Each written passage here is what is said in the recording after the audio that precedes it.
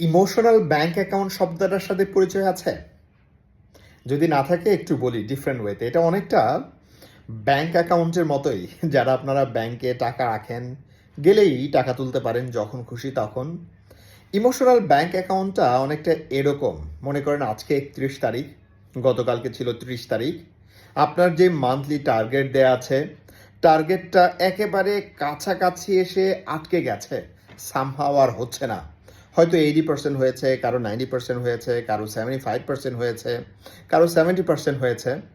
এই সময়ে যদি আপনার ইমোশনাল ব্যাংক অ্যাকাউন্ট মানে হলো এমন কিছু ক্লায়েন্ট, এমন কিছু কাস্টমার, এমন কিছু ডিলার, এমন কিছু লোক আপনার আছে যাদের কাছে গেলে আপনাকে মুখ ফুটে বলতে হবে না ৩০ তারিখ ৩১ তারিখ ডেটের দিকে আর আপনার চেহারার দিকে তাকালেই সেই মানুষটি